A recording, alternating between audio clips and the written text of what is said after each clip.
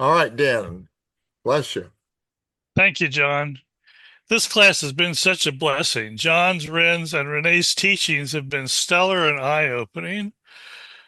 One of the things I really appreciated from John's teaching is how he taught us to pay attention to the clues in the word so we could get so much more depth out of the word when we do that. 'Cause I tend to be a big picture person. Tend to skip those, so I really need to pay more attention to them.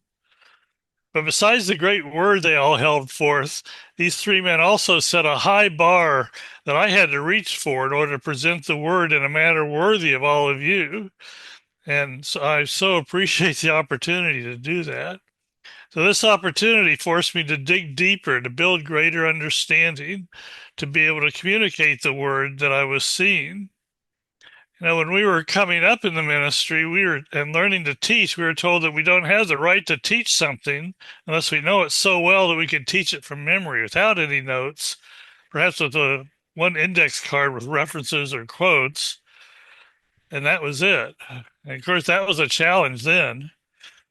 But since then, Wayne, Clapp, and John have taught us to write out our teaching, which is an even greater challenge because it forces us to think through every word on the page, to check every reference, to verify everything. Ay, ay, ay.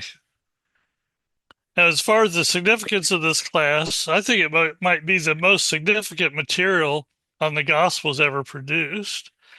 Now, the original presentation on the chronology of the Gospels that I heard in 1984 was very significant, but it was also very incomplete.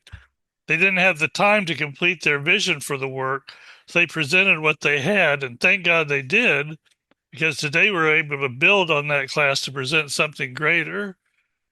I appreciate John and the rest of you taking the time to really dig the word and to look into it and to teach it and bring out the greatness of it and to give us so many life lessons as Ren and Renee have shared with us.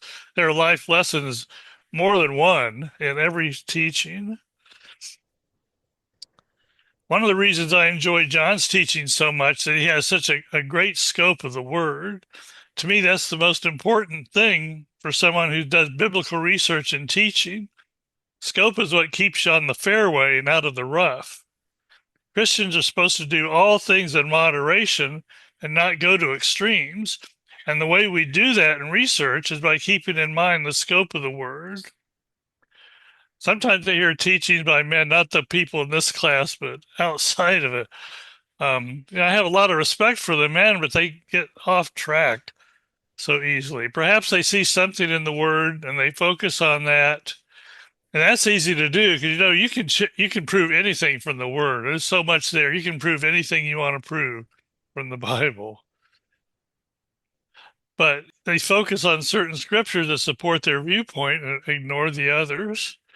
But the way to keep yourself out of the weeds is with scope. Now, if you're researching something that you realize is over your head, and I've been there before, I don't know about you, but I sure have.